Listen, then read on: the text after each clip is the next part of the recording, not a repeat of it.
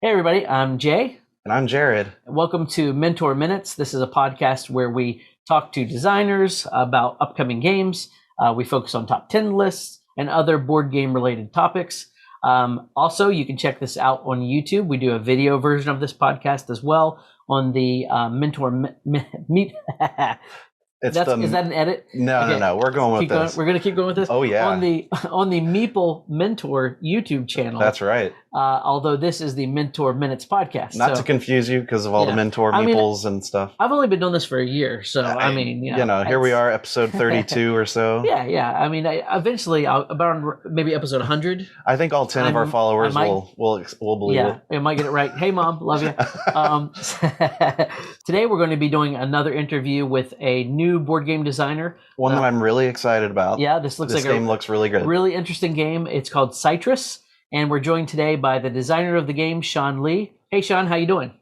Yeah, good. Thanks for having me. Thanks for joining our podcast, and it's a pleasure to have you on the show or on the what they call these things. Yeah, vodcast, blogcast. I don't know. It works, whatever it is, out of the webs. Yeah. I'm glad we were able to get this together. I know you're from down under, and we've got a whole different time zone problem here with the U.S. and Australia. So I'm glad this worked out. Thank you. I was going to say, likewise. Australia, one of the most expensive places to get board games shipped to, I'm sure, in the world. Yes. So, Sean, tell us a little bit about yourself, how you sort of got into board gaming or tabletop gaming, and then we'll start talking a little bit about the game you designed. Yeah, sure. So I'm Sean. I'm 26 this year. I think like everyone else, when I was younger, I had a copy of Monopoly, Scrabble in the, somewhere in the basement. Took it out took it out occasionally to play with family for camping trips or holidays. Never really, like, I didn't know like there was an actual board game scene behind those games, because when you think of board games, it's just those big ones, right? And then I think about maybe 5 years ago, I went to a friend's house, and then he brought out Catan, Settlers of Catan, and that's when I was like, "Whoa, this is not Monopoly." Yeah, exactly. And then it was I played it, and it was really fun. There was a lot of interaction and trading, and I just loved. And then I was just hooked, And then I discovered, okay, those kind of games are called resource management, and then did a bit of more research into those kinds of board games, and then discovered more like there's like worker placement, there's action selection, and you've got cards and all that. So it was pretty much from then on just playing one game at a time, and then eventually you get into you go deeper, it's like a rabbit hole. You just go deeper and deeper, and your game. What was that game that you're like, all right, from here I want the next one, like I want the next and the next, like what was that? I would say I'm not exaggerating, but it's still Catan. It's still like the expansions of them, I know, and just it even got to a point where I played Catan competitive, like online. Nice.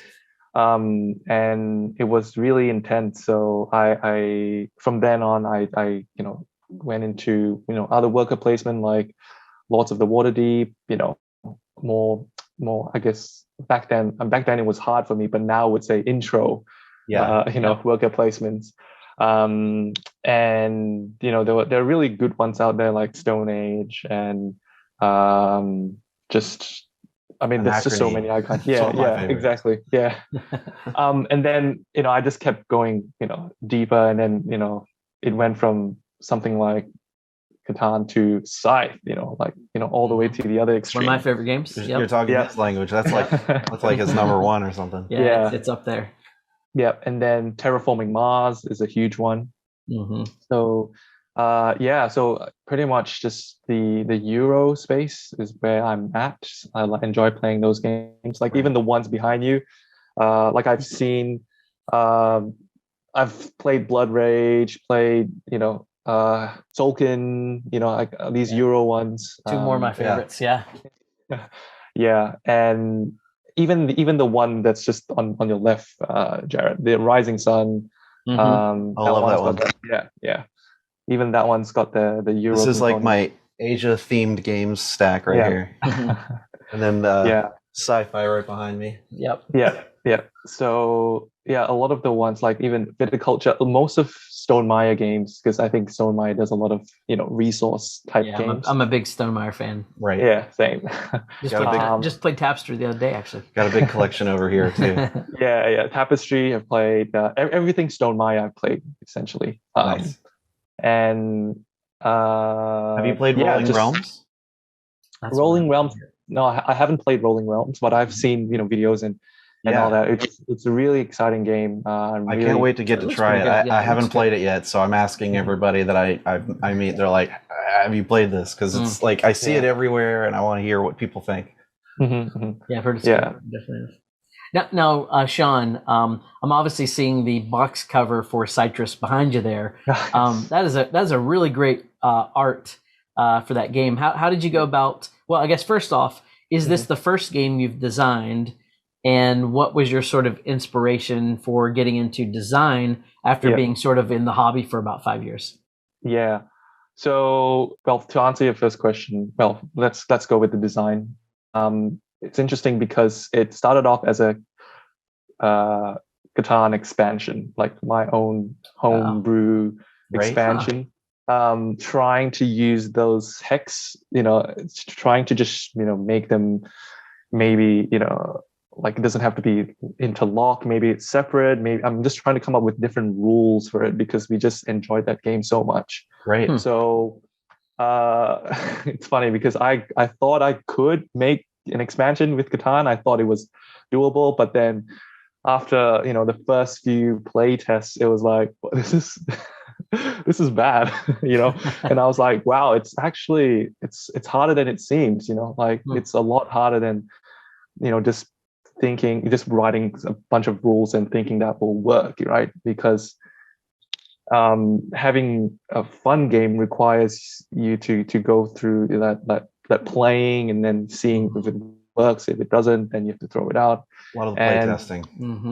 A lot of play testing, that's right. So initially, when I made that thing, I was like, no, that's it. I'm not doing an expansion. This is not me. And I sort of put it away for a bit. Up until there was this point in time where I was in the train home from work. I was just on my phone, like playing. I have a PS1 emulator. It's like a PlayStation 1. You can play on your phone. Yeah.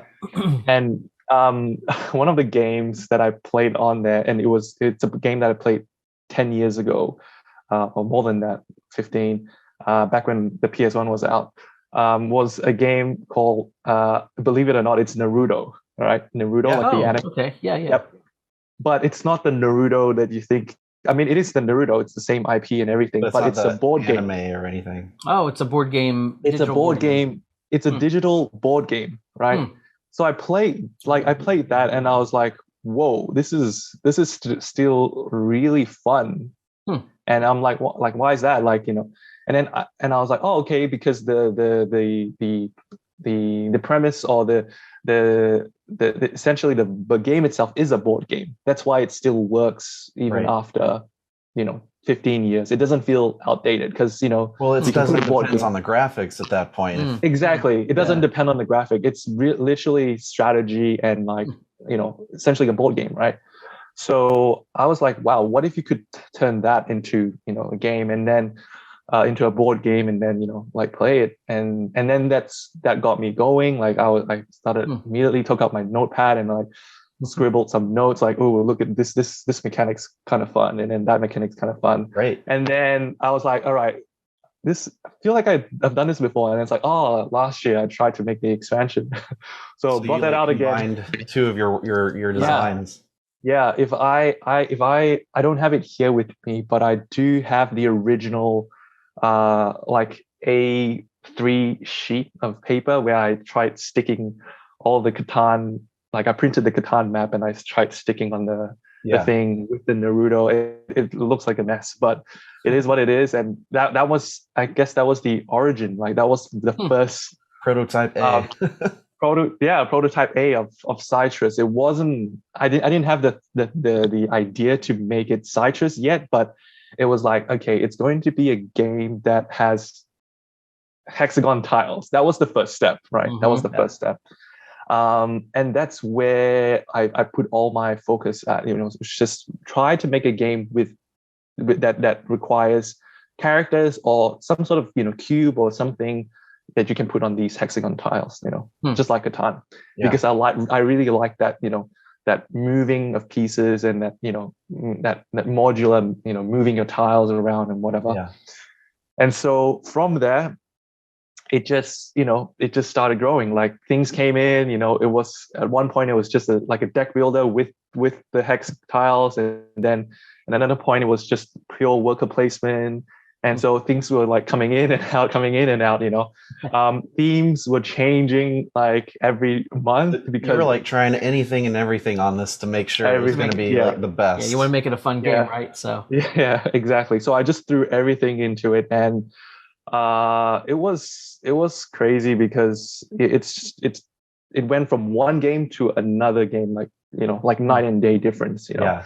And then was that mostly through the play testing you were doing and the feedback you were getting, or was it just in your own play sessions you decided to change? Yeah. So it's funny because and it's quite embarrassing now that I think about it. The first ever play test was essentially the hybrid thing that I made. I printed everything out. Like I printed like everything on cards, cut them all out, and then I invited my colleagues, because I work at the office. So it was after the office, and then these guys were not even like, they don't even know Catan, and I was like, this game. Like, I bought this thing. You want to try it out? Yeah. So I bought drinks. I had snacks. we borrowed the boardroom, like the meeting room. Yeah. The big tables. It was after hours. Yeah. So we had the chips all over, and then we had just my prototype, and then everyone was like, all right, Sean's made a game, let's try it. And did it even have a name at this point, right? At this point, it did. It's called Cloud City Chronicles. Okay. Yeah. So I was also working with on a backstory, like an actual world or thematic world behind the game. So it was it got to a point where I actually wrote like an actual a few chapters for this story, like a book essentially. First 3 or 4 chapters, and it was called Cloud City Chronicles. But then that eventually changed because it was still in the cyberpunk world.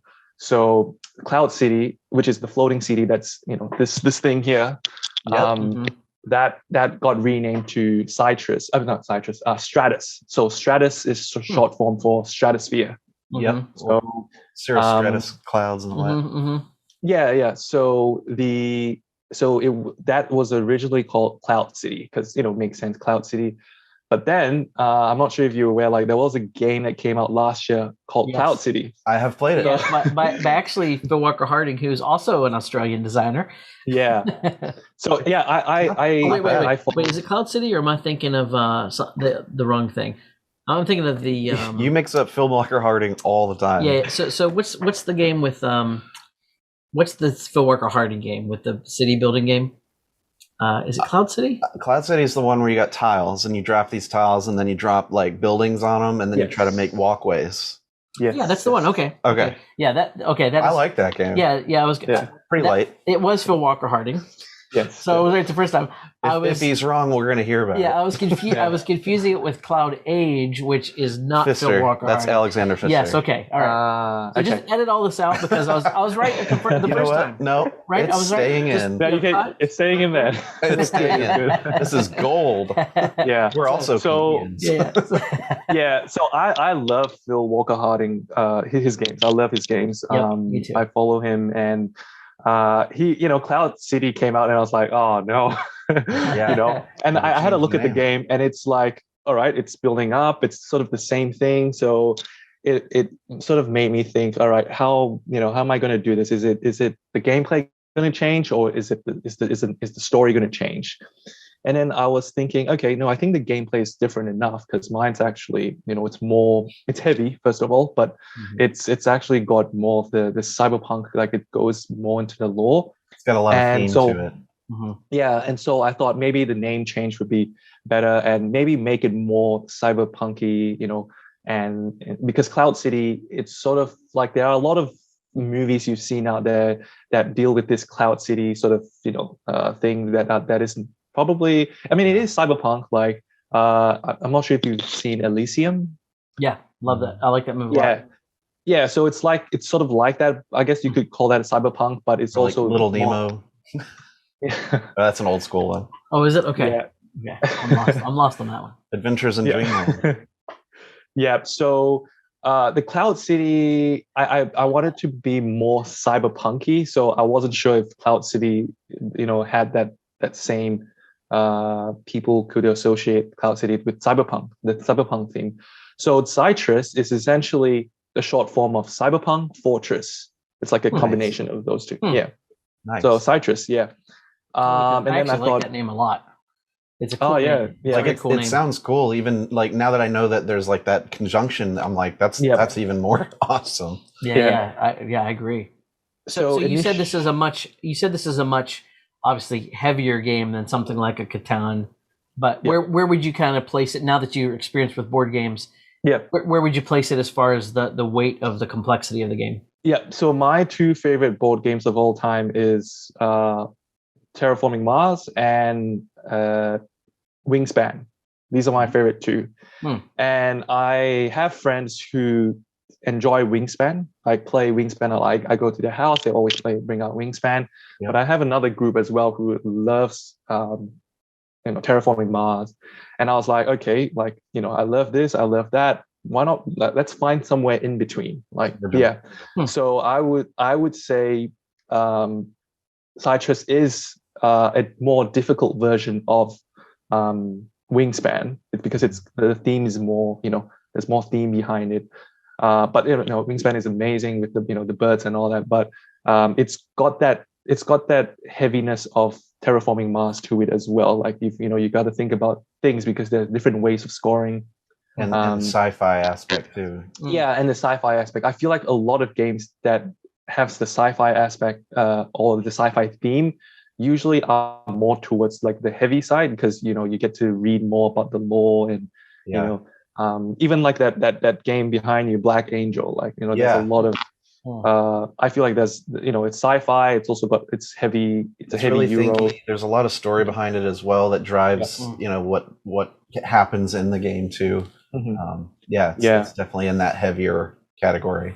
Yep. So I don't think mine's as heavy as Black Angel. It's definitely not as heavy as Terraforming because I tried to essentially how I tried to design my game was I looked at these two, right? I looked at, okay, why do I enjoy Terraforming Mars? Why do I like the heaviness of it? But also, why do I like Wingspan? Why do I like the lightness of that? And so I was like, okay, it's because these Wingspan, you only have 4 actions, right? Whereas Terraforming Mars, you have a lot of actions, but each time you take an action, it's like you only get to do one thing, right? You either get to build your like a city or a greenery or discover an ocean tile or whatever. So it's like trying to make it simple, like divided into like 4 phases. So that's why Cytress has these 4 different phases that are really easy to follow. You just every round's the same. So you've got the game can play up to 4 to 6 rounds depending on how players want to drag it out. Like because potentially you might realize, hang on, I'm not winning. So maybe I'll try to push the game a little bit further, so that will give me some time to score some points at the end. So I like that it's variable as well. Like it's not set. So it's not like Wingspan where it's set, right? It's sort of like so it's think of it as Wingspan, but there's no cap on your turns. Yeah. Okay. Or rounds. So it can go for more than Wingspan has 4 rounds, right? It can go for essentially that's how it is. Yeah.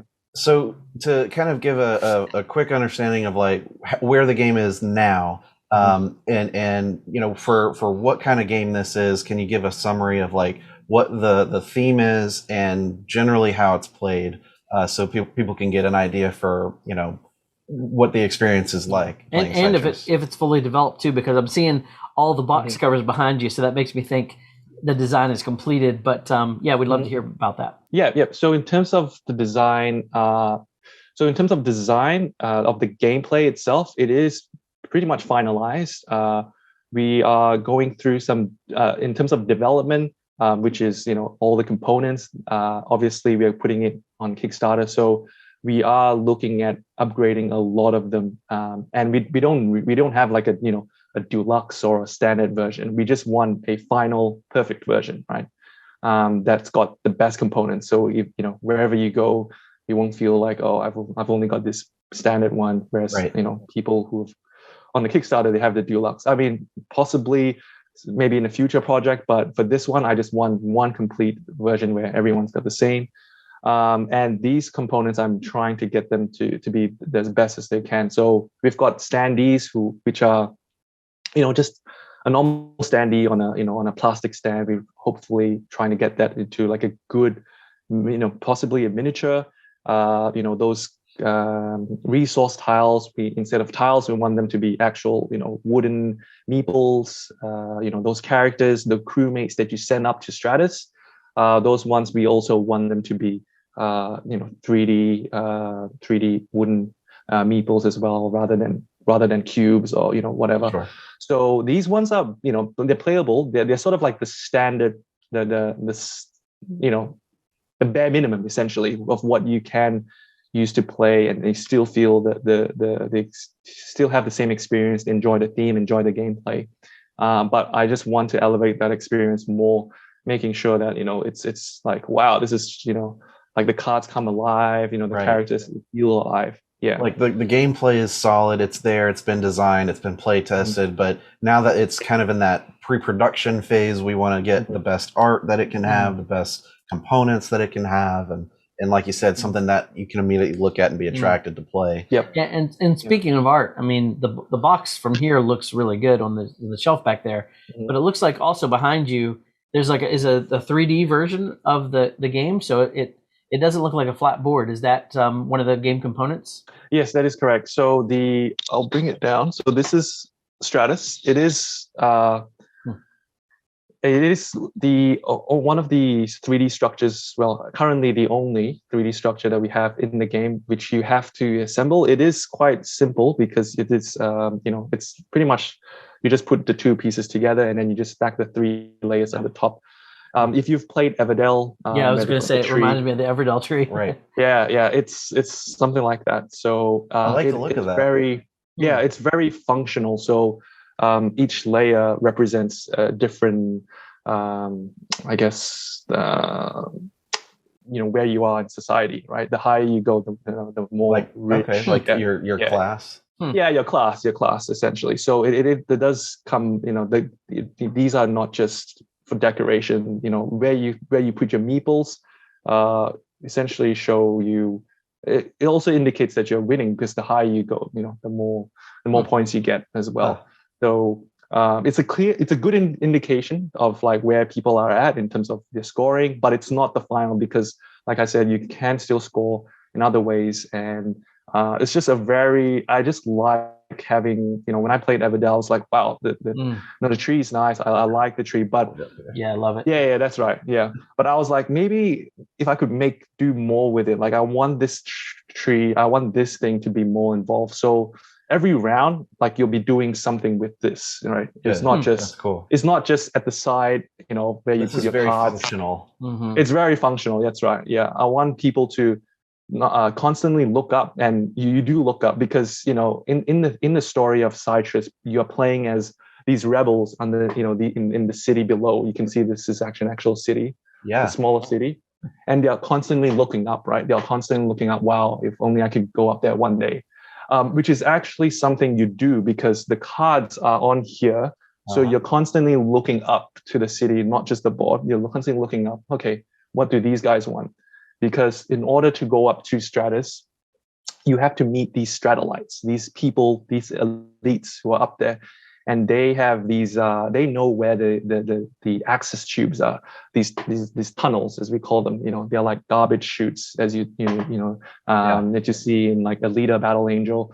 It's where they can just go up and then escape from. Escape to Stratus. So they, you're trying to find where these tunnels are. These tunnels here. These tunnels here to escape from, and these stratolites will give you deals like, okay, I'll tell you where they are, but in exchange for that, here's the payment. Here is this amount of resource that I won from the land down under. So give me this. Yeah. So do all players start as the rebels at the very bottom, and then slowly you're making your way up? That is correct. So you start at the very bottom. In fact, you start with a leaderboard, and the leaderboard itself has 4 different life paths. And life paths are sort of what I call, it just shows your relationship or your stature of where you are in your alignment between the 4 different factions. So there are these 4 big factions. It's really common in like cyberpunk worlds where you've got like the corporations, and then you've got the gangsters, and then you've got these the nomads and whatever. I'm also thinking like how Anachrony does that too, and that's like similar, like with the sci-fi stuff, and they've got the 4 factions in Anachrony. Right. Yeah. So in this one, you're trying to, you can go down on one faction. You can just focus on one faction, and it does work. Like we've played test this game so many times where if you go down on one, you could just go down on that's using that strategy to win. It is winnable, or you could balance it out with some here with some with this faction or the other one. But it does depend on how your opponent plays as well, because if your opponent goes down that one faction, and if you're going down that same faction as well, there might be a bit of competition. So it does change. You can change your strategy, but also it changes based on who you're playing against and how your opponent chooses to play as well. So it's got that very tactical component to this game as well, which is something that I like in board games. So Sean, walk us through sort of what a typical turn would be. Are you using cards to play most of your actions? Is it worker placement? How would a typical turn kind of go? Yep. So a typical turn would have, I think, all 3 of them, all the things that you've mentioned. So there is a phase. So each turn is spread into 4 phases. Yeah. There is a phase where you purely do worker placement. That's all you do. There is a phase where you play, you do an action selection. It's an action selection turn in the phase, or in action selection phase, which you play cards. So that is something you do as well. And then you've got a phase where you're just, doing the old, gathering a resource, just like what Catan does and most resource management game does. Yeah, exactly. So the way I made it was each phase is distinct from each other, so that we know, okay, that phase is done. Now we move on to the next phase. So it's sort of easy to follow, but also you get a different flavor of gameplay in each phase. So it's not just, all right, my action here will, it's not just, I have to do my worker again, and then, hopefully my next worker will do better or whatever, because your worker might influence your action for the action selection phase. And likewise, whatever you do in the action selection phase will also influence the worker placement phase. So there is that like bouncing back and forth. And they do, it works really well. Like the engine, surprisingly, well, I mean, it's been tested hundreds of times, but they will work well together. That is what I've heard from a lot of play testers. Like, wow, this engine is, there's a bit of meat to it, but it works well together. So yeah, I'm glad it works. So I'm trying to think of like ways that I can try to compare what you're describing. I'm thinking games like Tricerion, where there's worker placement, and then there's card action selection, basically, where you're pre-planning the different areas of the board you're trying to get to, and then after that you can place your workers. Is that something similar to how this one works? This one is more so when you place your workers out, the workers actually come before the action selection. So you can plan it in a way where your actions in the action selection phase affects the next worker placement phase. You can play it like that, but it's usually just 1, 2, 3, and then the fourth phase, which is the last phase, is where you take back your workers and also you pay your debt. So we do have this debt system here, is where you borrow resources that you don't have, because most resource management game is you build your engine and then you just get whatever, right? Yeah. And then you see the fruits.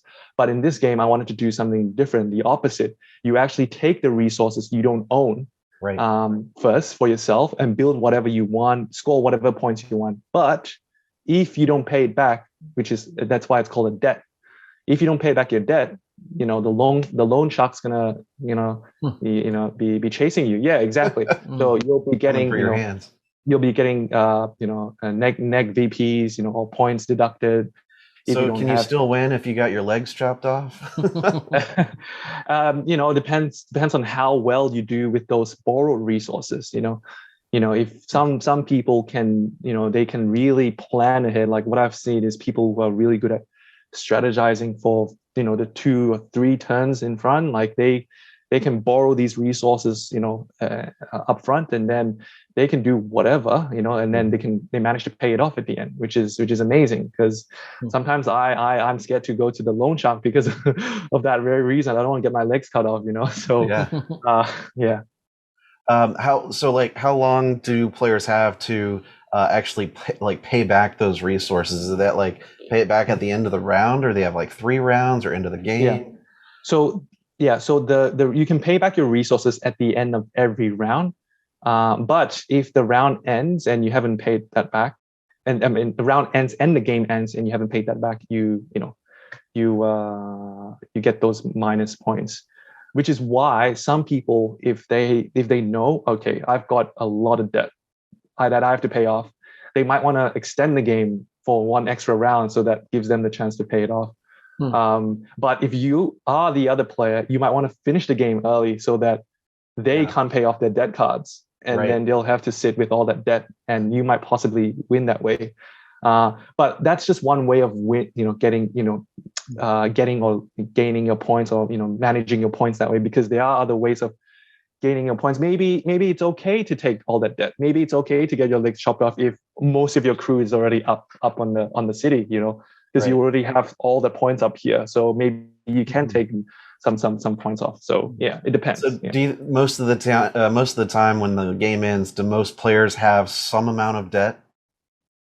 Yeah. I mean, there's no one that's regularly saying my goal is to never have debt at the end of the game, but that may not actually win them the game, right? Yes. Some people, I feel like most people that play with debt manage to pay off the debt. They are quite conscious of it. Like they're like, oh, I have a debt card. I can't forget that these points are good, but I do have that debt that I have to get rid of. But some guys are like, you know what, maybe it's just not worth it, because I can maybe use that resource, that I borrowed to invest in more. It's sort of like people. Do you think that the game rewards your the players who are more risky, or those risk averse can still have a good chance of winning without incurring so much debt? It's I wouldn't say the risk. There is risk involved, but you need to play that well. So I wouldn't say, oh, go in because it's high risk, high reward sort of thing, because it's how you invest, right? I can give you 10 resources to start, but what do you do with that resource? Do you invest in your engine, or do you invest in getting those early points to set you up for the other points, right? Because like I said, your strategy changes based on what your opponent does. So if your opponent is going for those early points, then you might want to stop him. You might want to say, hey, hang on, I want in on that too, and maybe you'll need to use your debt cards in that way.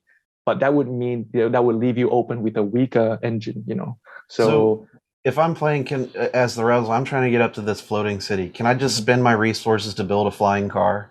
The good news is all your cars are flying. So during phase 3, you do have the action selection phase is where you'll have 3 ships, or chrome as we call it, which is just another word for flying cars in our universe. And these things, they do fly. One of the actions is actually to meet the Stratolite is you do have to fly up to Stratus to meet them. And one interesting thing I like about that particular action to meet the Stratolite is because you are still not part of Stratus, you are still not accepted. At the end of that round, whoever has the ship on Stratus, you have to move the ship away because you don't belong there, which means you actually get an extra turn because of that. So all ships that are on there, unlike all the other actions, because most actions, you just move there, you take that action, that's done. That worker or that piece is... You can walk home and get a cab. Yeah, exactly. It will return to your board, whatever. But all the ships that go on Stratus actually get to be used again. So you're now thinking, okay, that means there's like a lot of incentive to place my ships to fly straight to Stratus to build, right? Yeah. Sounds very much like Lords of Waterdeep, where you can kind of go to get the intrigue, to play the intrigue card, but you also at the end get that extra kind of one turn. Yes, I always love right. that. Yeah, I've not seen that in many games either. Right. So that's interesting. So by having that extra turn, it games that have like I've seen a lot of games where it depends on who you're playing against, but generally people who try to go to Stratus to get that extra turn, generally they do really well because an extra turn, it means a lot. Every single turn in Cytress is a big deal. Right. You would sometimes you're just like, oh, if only I had one extra turn, you gain. The points you gain is night and day. That's how strong one turn is. Wow. So that extra turn is really important, but it's super, like you said, you're meeting the Stratolites. They won the goods, they won whatever you have down there. So if you've got an engine, if you've got a factory producing, weapons, they won all of that, and the cost is not cheap. Which brings me to the next thing, which is the engine that you build. They actually, it's even though it's an engine, you can actually see a panorama of the actual thing that you're building out. So cool.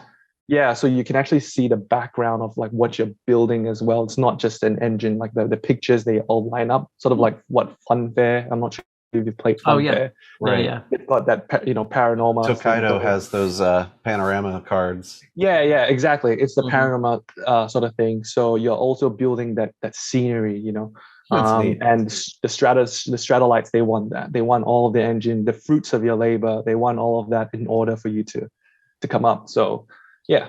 Does the game take up a big table space because of all the cards that need to be laid out like that? Yep. So the thing with the card, or the trick with early on, especially designing with a game that requires all these panorama, is the space, right? The table space. So one thing I thought early on was I liked how certain versions of Catan, like you could design your board in a way where you can have like 3 maps, 3 hexes here and then 4 hexes here. It's like separate. So I really like that. So I decided, okay, why not? Let's do that as well. So each of the faction boards are its own, individual piece. If you have, a round table, you can just, shape it in a circle. If you have a square table, you can, move it in different places. But because this whole thing itself is Cytress, right? So it's not going to change how the game works. It's just going to be placed differently. So it does take up some space, but if you align them, because they're like puzzle pieces almost, they have these like teeth, like hooks where, it just joins up together like that, and little notches there. Yeah, exactly. So I've played with a really small dining table, like, things do, draw it out a little bit, but it's fine. And then I play with a long rectangle table. Things just go, sideways. That's fine as well. You don't get that awkward thing where you just have a standard table and it's like, oh, this is it. I have to like move my thing all the way back. It's like, no, I'm going to put my board here. Everything else moves around me. My board will stay here. Gotcha. Yeah. No, I noticed you have a lot of completed artwork too on the not only the Stratus 3D board, but as well as the cover as well. Who have you worked on for the artwork? It has a really distinct look to it. And is the artwork complete, or is part of the Kickstarter going to fund the remaining art that is part of the game? Yeah. So the person I worked with multiple, a few really talented people. So they're all separate. So the person who did the artwork, the cover art, was his name is Dan May. He runs Quill Silver, and the person who did the individual art, the characters you see, the background art and all that. That's done by Riot Bones, and he's an individual, freelancer. And then the person who did the graphic, all the cool icons, all the cool cyberpunky look, the feel. His name is Tom. He's got his own graphic company as well, and all the details, all of them, they're all on Board Game Geek. So if you like, the art, the style, just go on the page, just search them up. And yeah, like the art, in terms of the artwork itself, in illustration, there are some things like the Stratolite cards, because right now the Stratolite cards are all they're all sort of in their silhouette, so it's cool. They have this unknown, you can't really see who they are, but we sort of want to give them that extra bump once we are on Kickstarter. Right. And some of the background as well, like I said, the panorama, I probably want to work on that to give it that more engaging, look to it. Yeah. And lastly, the art for the meeples themselves, like those meeples, because right now they're just standy, they're just 2D. So probably, if I'm turning something 2D to 3D, I'll need to make a 3D model or some sort of thing that they can copy. Yeah. Are you more of a fan of like plastic miniatures or wooden pieces and wooden meeples? Yeah, I am fine either way. Like I like playing. It depends on the game, but I feel like with my game, I feel like wooden's the way to go for mine. So I think that will be, in terms of the meeples, there will be more of a wooden meeple, 3D meeple, sort of like what games like Root, they have the custom meeple. Yeah. Like screen printed on it. Yeah, screen printed on it. That's sort of like the approach that we're having. Yeah. Cool. Yeah, I like the look of those. Yeah, I do too. Now, you mentioned going to Kickstarter. What's your timeline for Kickstarter? When are you planning to launch the product? And do you already have a price point in mind for the game, or is that something you're still working on? So for the Kickstarter launch, we are launching on the 26th of April. Say that. Sorry, Sean. Say that one more time. That didn't come through. On the 26th of April. Okay. 2022, next year. Yep. So we have about 4 months to gather hype and just build the community. And in terms of price, we are still working out on how we can price this because of how much we want to make this game as pretty as it can be and as high quality as it can as a standard version, right? Mm-hmm. Like I said, there's no deluxe, so that we are trying to make it as cheap as possible, but at the same time as well as possible, as good as possible. So that is something we're still looking at. So that's why try to follow us on the socials, and we'll be up to date with those things. Yeah, cool. If folks want to learn more about Cytress, more about you, give us your links. Tell us where people can find you, and I don't know if you have a Kickstarter newsletter that people can sign up to be informed of the game, but give us some of those details if you would.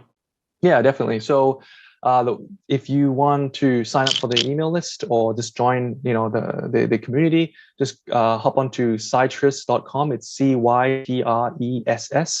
.com, and then once you're in there, just sign up. It'll bring you to the page where you can access the Facebook, and then once you're in our Facebook group, that's where all the magic happens. We've got links to the tabletop simulator workshop, so you can literally just download the workshop and play it digitally. That's awesome.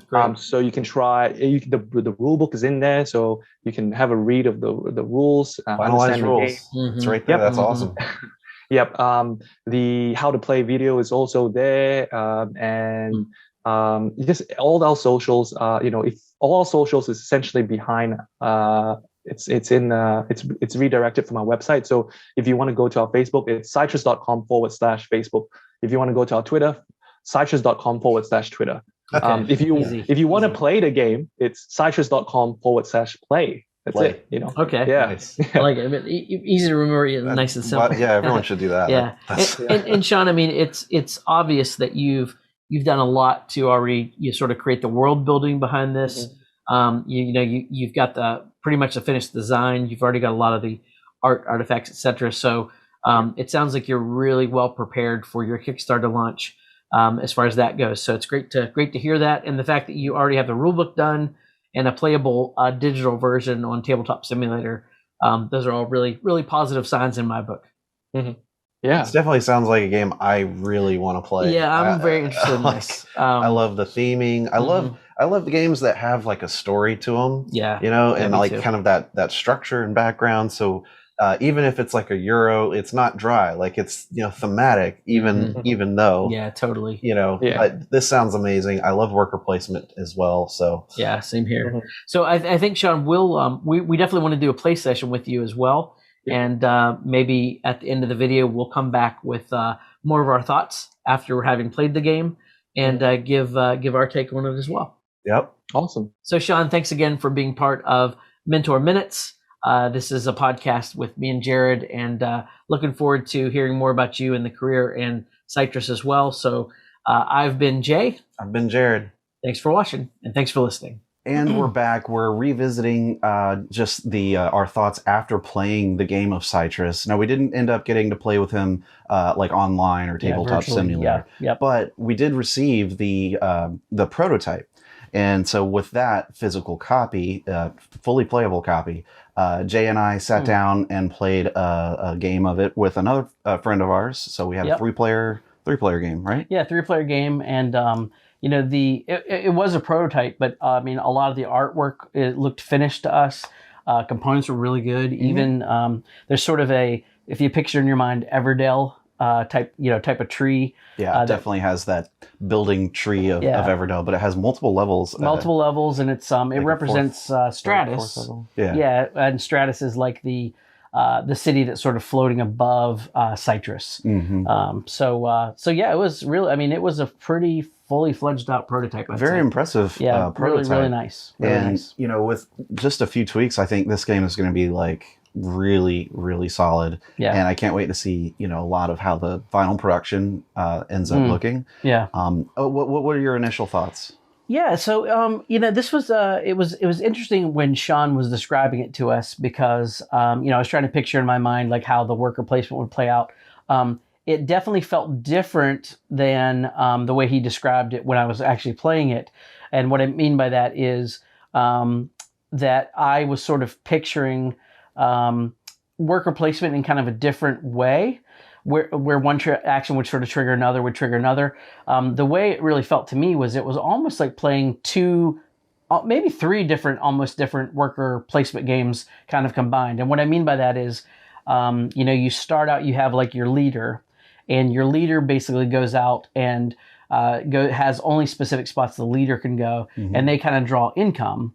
And then you have these, vehicles, and I'm forgetting the actual name. Like a ship. Yeah, they're like almost like a flying ship or flying car, ship, something like that. And that's how you go visit different like districts and actually have to pay to try to complete missions. So now, that's worker placement. The ships were unique, where the leader was only one leader could go there, but only the one. ships, like every location, any number of ships could go. Yes. But the leader actions came first, right, and then kind of gave you some production, and then the ship actions you then later you do did. have to, yeah, it's very, and then you have to do it in that order too. That's right. That's right. And so at least that way you have those resources to spend to be able to go to those different places and collect these like mission cards that improve your stats. Yeah, and then the sort of third part of the worker placement to me was, once you've sent your ships out and you are trying to complete these missions or gain missions, you then have another area on the board which is sort of this. How would you describe it? Like separate whole like city map. Yeah, like right? Yeah, that's right. Like it's just represent different districts and things. It's a large hex system. Yeah, with like each tile. Kind of like a Gaia project almost, but less boxy and more just like a lot of little hexes on all these different large tiles. Yeah. And they'll have different colors and then the symbols that go with those colors. And essentially what we're saying is when you collect those missions, you're also placing one of your cubes on one of those colored areas on that like separate city board. Initially, we weren't really sure how that all kind of work together for the benefit, because it's like, well, why do I need this if I can just immediately, move a cube up to the city and stuff like that when I build a tower? Like, does it really matter where this goes? Right. And what we realize is by the end of the game, as these towers get built on that little city map, any cubes that you still have that are left over on that map do score points for things that built up around them. Yes. So you're not only incentivized to, build these tunnels, which are little pieces that you can build 1, 2, or 3. It's like stackable. Yeah. Right. To place your cube on that, Everdell type city. Right. But if you don't, you can also say, well, I don't want that one to move because it's being surrounded by a lot of level 3 tunnels. Yes. And so it's like, oh, I might actually want to do another mission just so I can do a different cube to send it out. Yeah. So for final end-game bonus because and I don't know if you said it, but like when you're going to place sort of influence on this map after you've done one of those worker actions, you then later can then build that tube on a space that you control already. Hey everybody, sorry about that. Our audio dropped out. Unfortunately, the power to the microphone that we use, which is like a Rode Go mic, it powered down and we didn't realize it. So we lost a little bit of footage there. But essentially, we just kind of recapped a little bit of our more thoughts on Cytress.